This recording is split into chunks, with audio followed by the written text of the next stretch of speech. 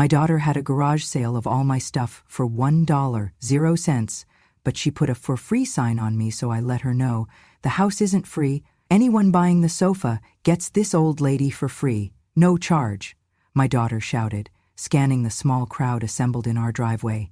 Take the couch, and I'll throw in Mom as a bonus. Wrap her up like leftovers. She's past her expiration date anyway. She turned to laugh with her friends, voice booming. It is the ultimate guilt special, comes with a side of whining and dementia. Then she raised her hand, pointing directly at me. Come on, folks, give me $1 and take her trash too. Just don't leave the old bat behind. They laughed, some in confusion, some with cruel enjoyment, enough to sting. I stood steady amid what used to be my entire life. A framed wedding photo leaned against the porch post.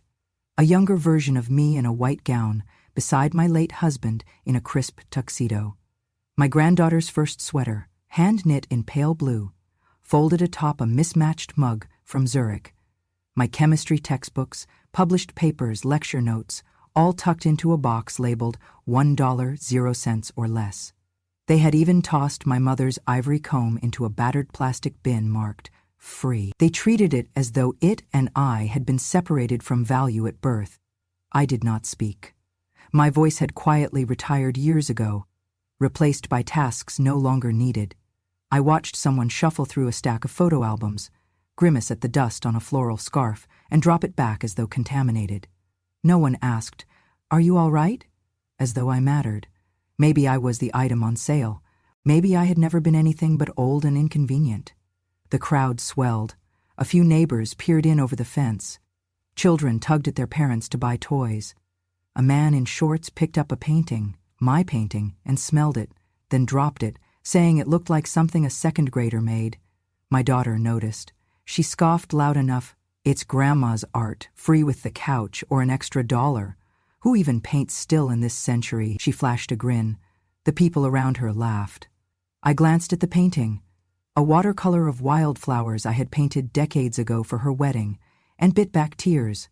I thought of the nights I stayed up, correcting her essays and performing experiments in my home lab, the same one now used for storing empty boxes. I thought of the countless times she had called me late at night because of equipment failure at the university. None of that remained valuable here, not to her, not to the world. Then came the borrowed microphone. She hauled it in, turned on a tiny speaker, and strutted onto a makeshift stage of 2 wooden pallets. I watched as she swung the mic around. The crowd grew quiet, sensing spectacle. "Everybody ready for the big finale?" she shouted. The crowd tittered. I stepped back, but the light caught my reflection in a window blade. I looked smaller than I felt. "Here's the deal," she said into the mic. "Buy something, anything, and you get Mom for free. Oh, and if you pay $5.00, I'll even throw in dinner, cooking, and chore duty for a week." Her laughter ricocheted across the driveway. "This sale is auntie-approved. Guilt-free shopping, guilt-full living," one old friend of mine gasped. She stepped forward, her eyes shifting between my daughter and me. She mouthed silently, "Are you okay?" I squeezed my lips together and gave her a nod that felt like breaking a promise. More laughter followed. I watched as a man handed my daughter a crisp bill and grabbed a rusted bird feeder. My daughter slapped the bill in the cash box without filing away the item's origin. $1. My worth then became $1. People moved on to the next display. Apothecary bottles I had used to teach titration in labs, an old ceramic vase I had won at a department party, framed academic certificates. Everything cheap, labeled, and labeled free in some cases. Even my wedding ring box appeared, cradling nothing inside but dust. Someone whispered, "She must have taken the ring already." Another whispered back, "Maybe Mom took that already for safekeeping." I stared at the empty box.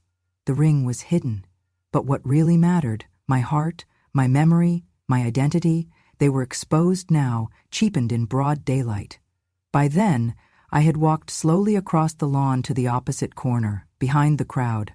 I lifted my shirt pocket and felt the small recorder I carried. I had asked my neighbor to plug in a battery earlier. It was quietly recording every insult, every item exchange, every snicker. I pressed record again with my thumb, hoping the device would survive the afternoon sun. Suddenly, the lens of a camera from a neighbor's phone found me. I straightened my shoulders. Even if I stood alone, I stood intact. I stepped onto the stage. The microphone powered on, making a popping sound. My daughter saw and her face froze. The crowd whispered, uneasy. I cleared my throat and spoke. You can buy my belongings for $1. You can treat memories as trash. You can toss me away like last season's sale item. But if you think I am worthless, you have forgotten what I built. A hush fell. She glared at me. I continued. I was once a professor of chemistry at the University of Michigan. I held a patent on a life-saving medicine. I taught classes to students who now practice medicine. I spent years in lab, making formulas to fight illness, while here I stand, reduced to a price tag. Emotion trembled in my throat, but I pressed on. When someone tossed that comb into a bin marked free, they put a price on my lineage. My grandmother's comb, my mother's name, it meant nothing. But here is a truth most refuse to see. Value is not determined by price. It is determined by memory. My daughter sputtered. The microphone echoed her breathing. I added, if you think removing me changes the equation, you misunderstand the formula. I dropped the mic. Silence. The crowd drifted, uncertain. Some nodded at me, some looked to her, ashamed. I turned, bones creaking, and walked back to the lawn's edge, carried by nothing but dignity. They called it business. I called it burial of dignity in broad daylight. And I walked home with my head taller than when I came out, because I had remembered my worth before they priced it. They told me to remember my place. After the sale, my belongings gone, my dignity stretched thin. I sat alone at home with a stack of old paper, the letters, the photo, the patent certificate. That's when memory arrived. No one is born garbage, I murmured to myself, because I was taught differently. Once, I was a professor of chemistry at the University of Michigan. I held a patent on a novel therapeutic compound, a formula that helped patients with chronic disease. My students called me Dr. Harper. Some of them cited my papers in their own research. I lectured under fluorescent lights, demonstrated titration, supervised lab experiments with calm hands that moved steadily from test tubes to lives. Then came the night everything changed. I was 16, just a girl really, pregnant and alone. My husband had walked away saying he wanted freedom, not a dead weight dragging his name through campus rumors. I stood on the porch, hand on my belly, feeling every inch of fear. I did not collapse. I did not scream. I turned around and pulled on my winter coat, because I had to survive, and I had to raise a child. From that night on, I studied by day and worked by night. I swept hospital floors. I delivered newspapers on cold streets. I sold lemonade from a little stand by the sidewalk, not because it made much, but because it bought diapers. I mowed lawns for neighbors who gave me pennies. I collected discarded bottles for deposits. For every dollar I earned, I smiled and tucked it into a flimsy aria of hope. Each night, I pressed my daughter, swaddled and sleeping, to my chest, and wondered which sacrifice was greater, the loss of sleep or the loss of someone to wake up for. When she was old enough to walk to preschool, I studied chemical bonds on my lunch breaks. When she was sick with a fever, I sat by her side and tried not to break beneath the weight of 2 lives. When she cried because she missed her dad, I told her, I will work 3 shifts a day if that keeps you safe. After graduating, I won a scholarship to graduate school. Somewhere between lab and lullaby, I earned my doctorate. I discovered a molecular pathway others said was too risky to explore, but I proved them wrong. I taught undergraduates, mentored students, and still tucked into my birth certificate a small note for her daughter's future. When I returned to Michigan, I became a professor. I wore crisp suits and polished shoes. I commanded respect in lecture halls. I did not mention diapers or debt or bottles, or the nights I cried silently on the floor because I doubted if I was enough. But she knew. She always knew. She learned to resent the equations I solved, the experiments I published, the thesis I defended at 2 a.m. She came to believe that science was something I loved more than she had ever known how. One afternoon when she was 16, she threw a stack of my journals on the floor and shouted, "Formulas don't feed me. They don't tuck me in at night. They don't tell me I am enough." She slammed the door and left. I stayed at my desk, tears falling onto ink and graph paper. I listened to the silence settle like dust. She whispered years later in a voicemail, "Mom, you always chose science, but science never chose me." And I believed her. I apologized too many times, and still she called me once, after she learned my patent was worth millions, and said, "So you cared more about numbers than me and Dad?" Yes, I had cared. Care was calculation. I had measured every cost, every risk. I had won formulas that saved lives but lost the person I lived for. Sometimes I sit with the framed diploma from Michigan on the wall and wonder, was it worth it? Because long after students praised my name, I sat alone, so she felt forgotten. All the years spent in lecture rooms, in labs, the nights bent over beakers, they built my reputation, but hollowed out my home. I look at the antenna phone ringing next to my bed. I think about forgiveness and what it means now. Because she left me at the garage sale, wrapped me in a sign that said free. What I earned for academia meant nothing in her eyes. But I remember the nights I cradled her, promised her science would buy her a world beyond substitute mothers. She did not get that world. She got chemistry instead. And hate that fact. That rejection shaped her, and when she calls now, voice trembling, I was wrong, I lie quietly, I say nothing. Because certain truths cannot be patched with apology. Certain wounds do not heal when you realize too late the cost. So despite everything, I carry on. I stand silently, knowing I did not raise garbage. Even when they sold me like I was trash, I remember that every formula I developed carried someone's chance at life.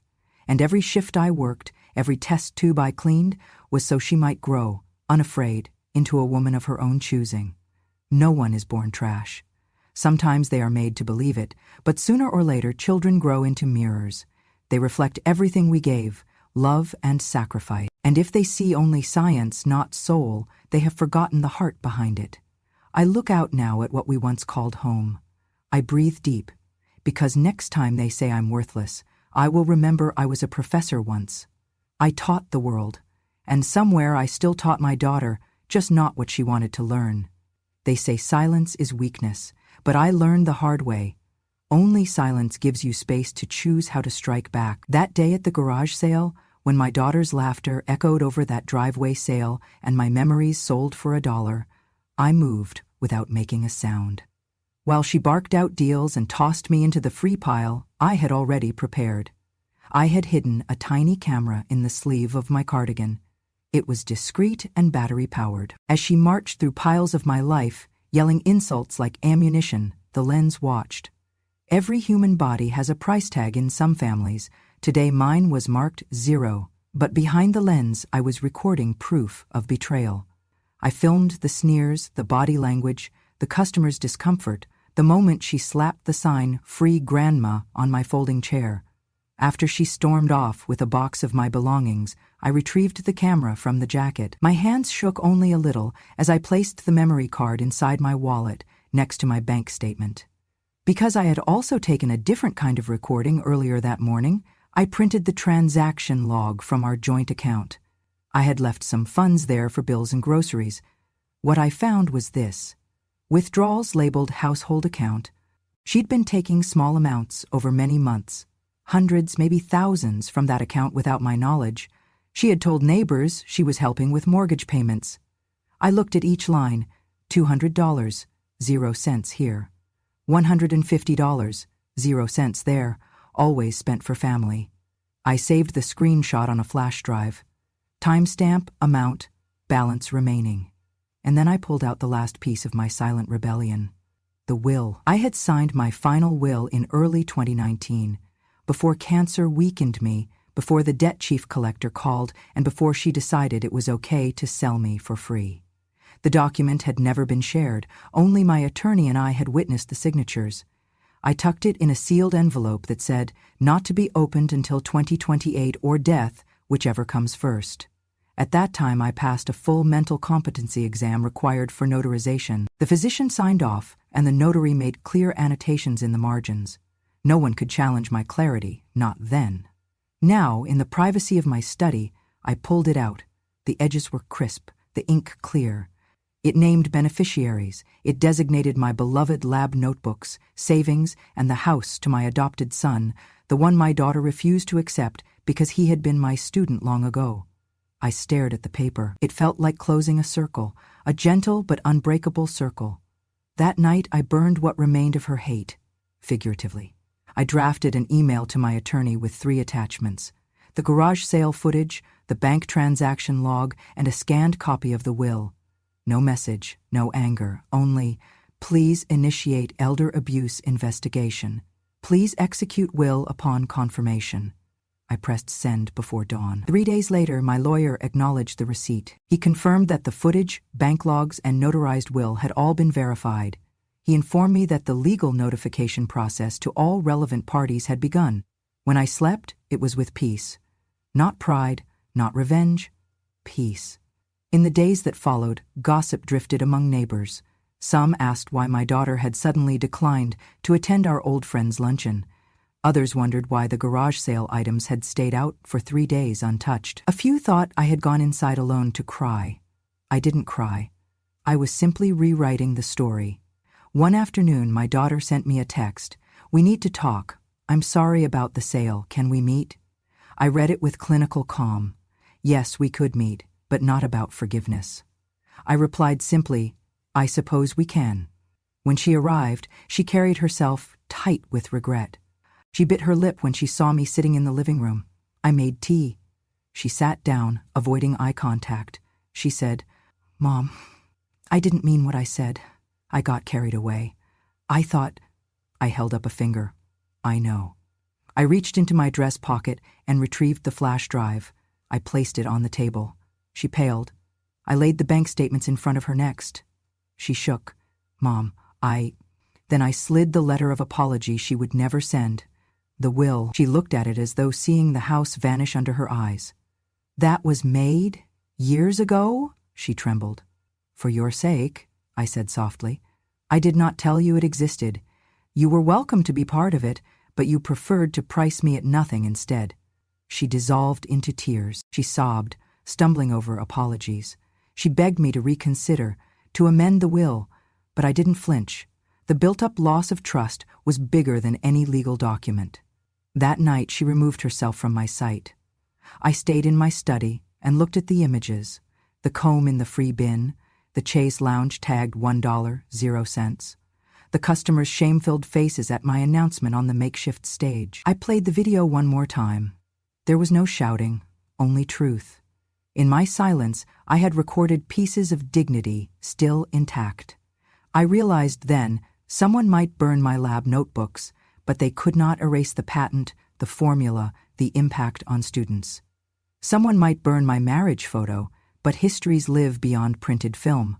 I archived the video, the bank logs, the will, all in 2 secure drives and a Dropbox project I shared only with my lawyer, and a Dropbox project I shared only with my lawyer, and a Dropbox project I shared only with my lawyer, and a Dropbox project I shared only with my lawyer, and a Dropbox project I shared only with my lawyer, and a Dropbox project I shared only with my lawyer, and a Dropbox project I shared only with my lawyer, and a Dropbox project I shared only with my lawyer, and a Dropbox project I shared only with my lawyer, and a Dropbox project. In the end, I did not retaliate with noise.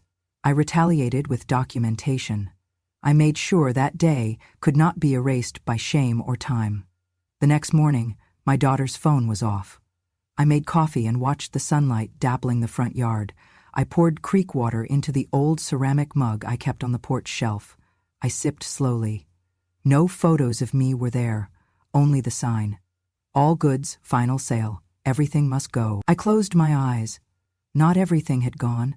I remained, a silent witness, a scientist, a mother. I had not sold myself cheap. I had recorded the proof, and that was enough. It had been exactly 1 week since my garage sale humiliation, a week since my daughter displayed me like an item marked free, a week since I began my quiet rebellion. That morning, the knock at the door was different. My lawyer stood at the threshold, clutching a heavy manila envelope and wearing a neutral expression. I put down my teacup and led him inside. He nodded courteously. I felt steady, composed. No anger, no fear, just accuracy. He placed the envelope on the living room table. The house, which my daughter insisted she inherited, suddenly felt smaller. There was tension in the quiet. I did not flinch. "Madam Harper," he began, "I have read your final will and testament, signed in early 2019. It names the sole beneficiary of your estate." He paused. "The total estimated value, approximately $1,200,000, 0 cents. My daughter rose, face pale. The lawyer continued. "All real property, the home at 401 Willow Lane, the savings account, the certificate of deposit, everything is left to your adopted son, Thomas Green, the young man you have cared for since his accident more than a decade ago." My daughter's lips trembled. Her husband strode forward, fists clenched. "This is preposterous," she spat. "She must be confused. She would never do this willingly, giving everything to a kid who isn't even, he is just some tenant, no relation." My lawyer remained poised. "You are mistaken," he said. "Mr. Green is legally your mother's adopted son. The will was notarized on March 3, 2019. At no point were other heirs consulted. Under Michigan law, this document is valid." My daughter shouted, "It doesn't matter what the law says. She made this after she had dementia. Where are the updates? We trusted her." The lawyer opened another folder. "Here is the recording," he said. "From the garage sale event. The bank logs." He placed them on the table. "Because of elder abuse concerns and unauthorized withdrawal allegations, we will also proceed with a petition to recover misused funds." I remained seated in my chair, appearing calm. Inside, something tightened, a cord of relief interlaced with sorrow. It was the moment truth became tangible. My daughter wept. My son-in-law screamed, "He is not your son. He is a charity case. You are enabling a usurper." I rose slowly. The lawyer gave me a discreet nod and backed away. I looked at my daughter then and said softly, "You auctioned me off as worthless." He asked nothing. He stayed. He fed me. He cleaned my dishes. He never once made me feel like I was a burden. My daughter slumped to her knees.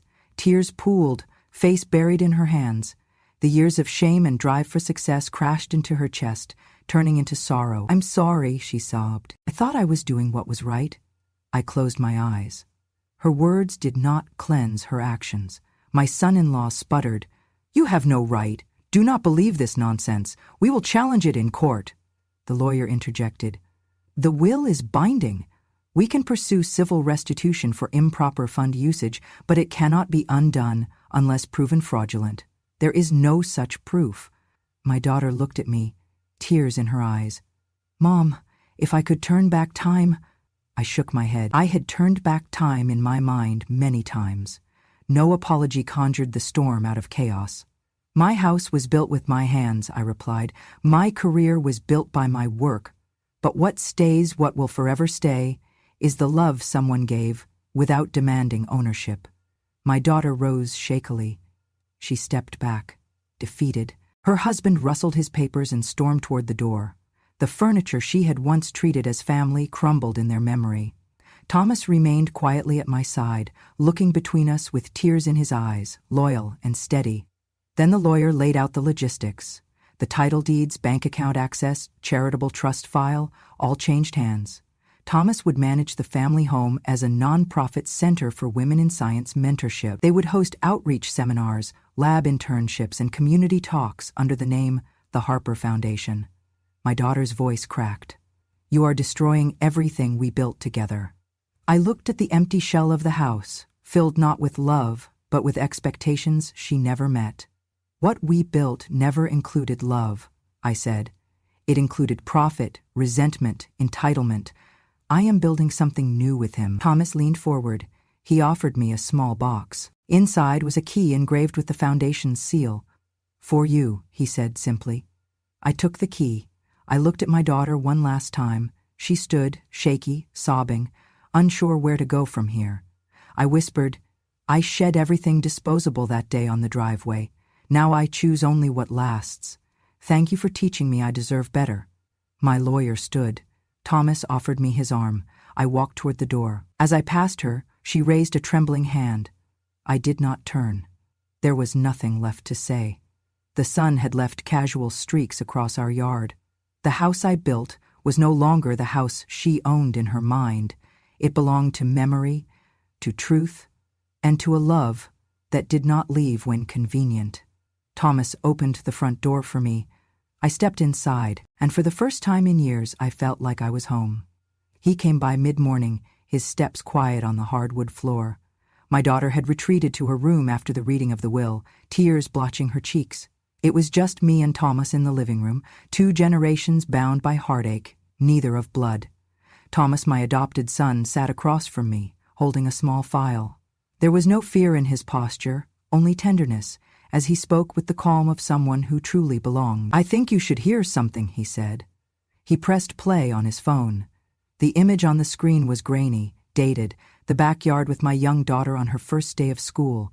I was carrying her on my back, sweat damp on my palms, her little shoes dangling behind me. I remember that day. How the sun was too bright. How I had forgotten breakfast, but I wanted her to have her dress ironed and her shoes polished. He paused the video. I took a breath. Then he pulled out a folded slip of paper, a scanned copy of an old receipt. He slid it across. It was dated April 2002, Michigan State University Graduate Program, tuition payment. Notes: cut dinner to 2 meals a day to afford this for her. His voice steadied, gentle. Mom chose to raise her. She didn't choose academia over a child. That was never the question, but she chose to feed you instead of herself, so you would eat metaphorically and literally. My daughter rose from her seat. Her eyes were swollen, her voice trembling. I am so sorry. I thought she loved science more than me. I was angry when she canceled parent-teacher night because she had a conference. I was angry she graded papers at midnight. I thought I was last. Thomas inhaled deeply. He met her eyes with something fierce yet forgiving. She doesn't think that anymore. I know, because she paused her research to nurse you through pneumonia. I know, because she turned down tenure to raise you.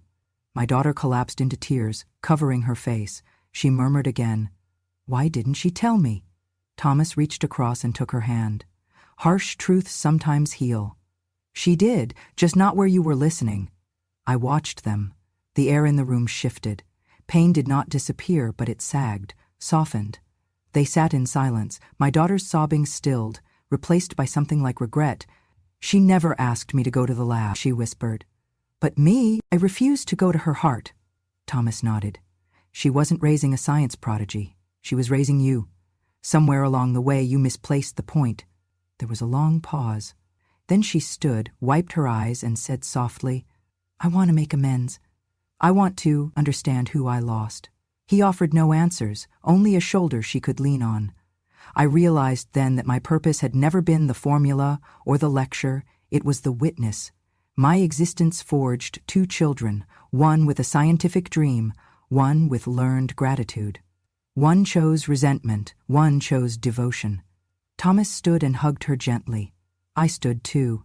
They hugged as though through that embrace all the forgiveness I ever needed passed through. I spoke then. "I never wanted you to study chemistry, sweetheart. I wanted you to study life. And when you marked everything as research, maybe that's what I failed to teach." My daughter nodded, tears falling once more. She found my hand. He let go. I felt the warmth of truth in his grip.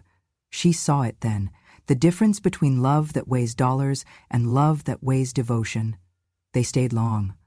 We shared stories that afternoon, of protests we attended, of lunches she had gone hungry through her teens when I had little to give, of scholarships she won, and conferences she missed because she was taking care of me.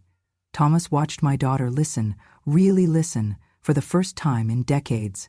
She didn't ask for inheritance. She didn't demand forgiveness. She only wanted to understand her mother, completely. When she rose to leave, I closed the door behind her. She held her breath at the hallway, uncertain how to step forward. I said nothing. She nodded, as if collecting herself. Thomas turned to me. He offered a quiet smile. "She'll heal," he said. I nodded. I had witnessed betrayal, humiliation, injustice. But I had also seen the seed of redemption. I pressed his hand and pointed to the study door. "Let her in," I said. That Saturday felt different. Festive lights hung between trees. Neighbors brought potluck dishes. Children ran with balloons, and the summer festival echoed down the block, the scent of grilled corn and churros mixed with the noise of laughter. I watched it all from the folding chair beneath the big tent. I had attended these fairs for years, handing out napkins I crocheted, teaching baking lessons. But this time, something pulled me toward the microphone stand, borrowed from the PTA. When my name was announced, the gossiping hush swallowed the music. I rose. My bones ached, but my voice did not waver. I pressed play.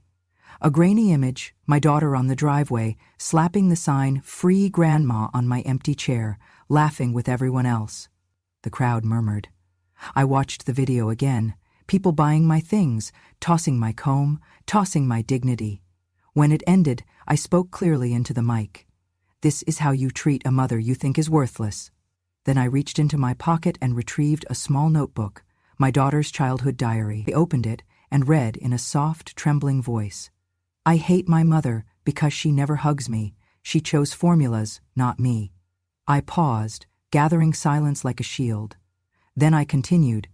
"I chose to exist so my daughter could live, but she chose resentment and killed our shared memory in the process."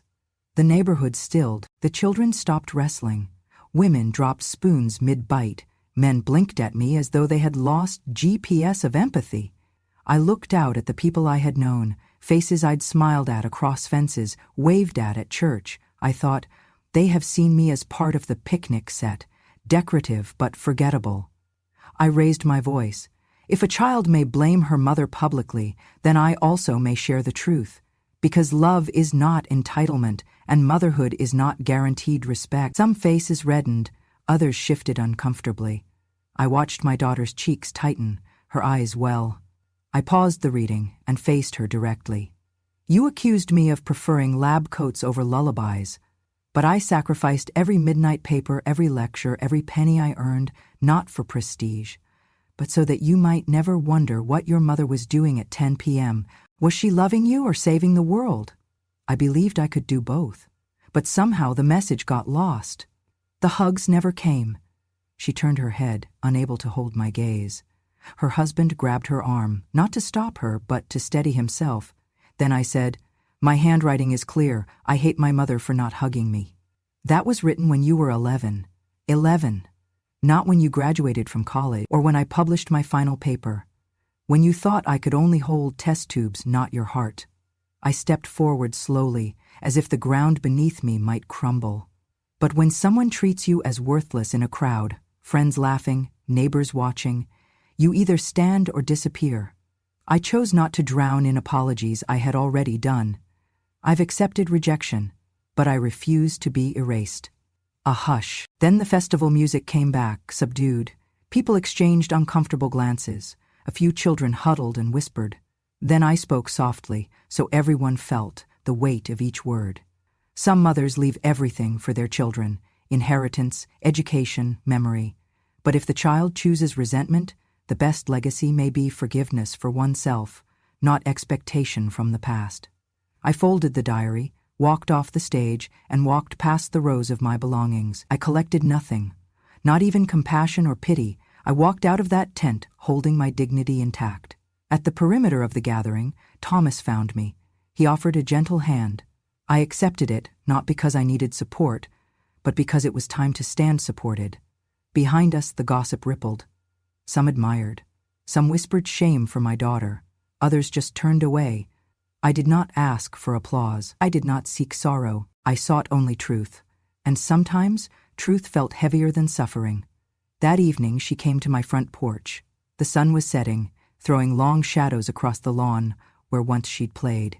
I was seated there, silent, knitting a scarf I never planned to finish. She approached slowly. Her eyes were red.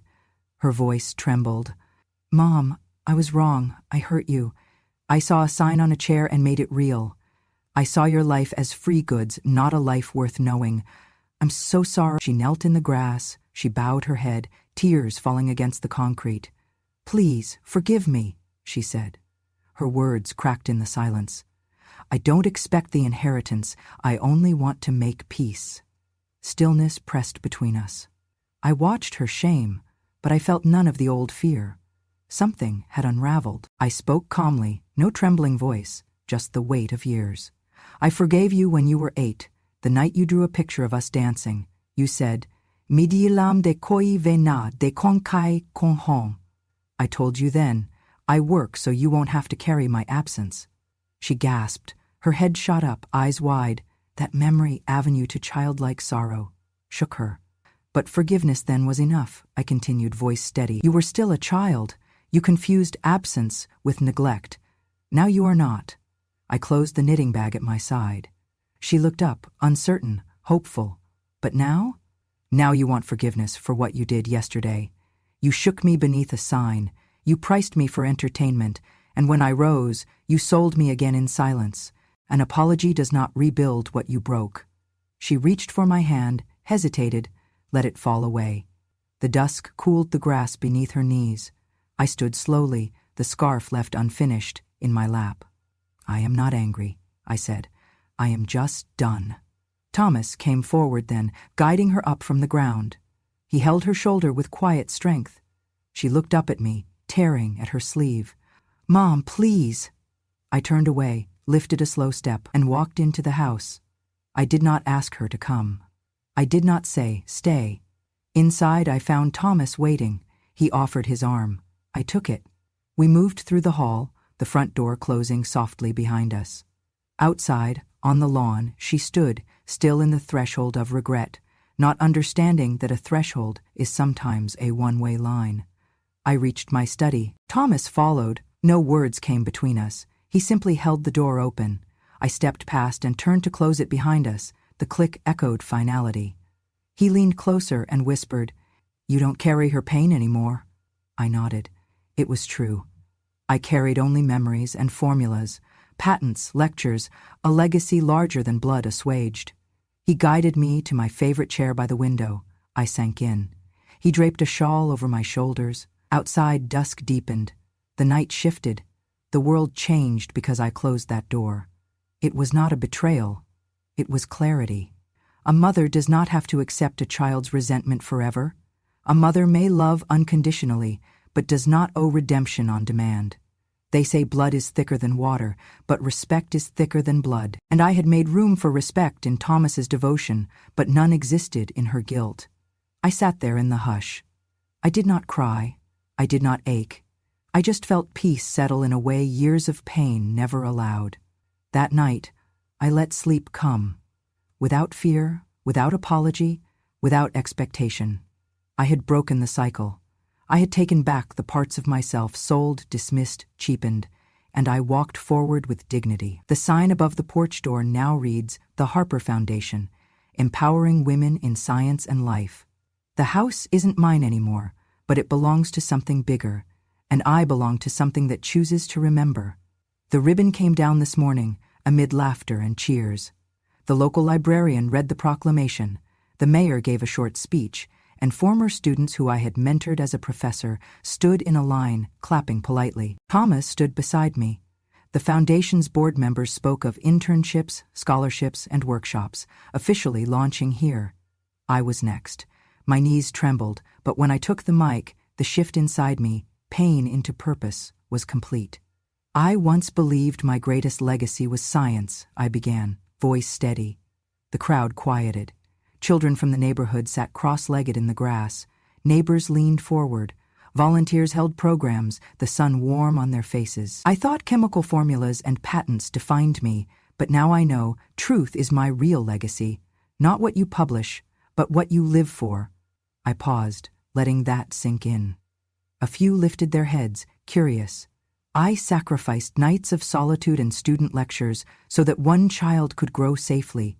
I moved beakers and lab reports not for prestige, but to pay for her lunch, to keep a roof above her head, to keep hope alive. That was the unspoken part of my science. That was the human part.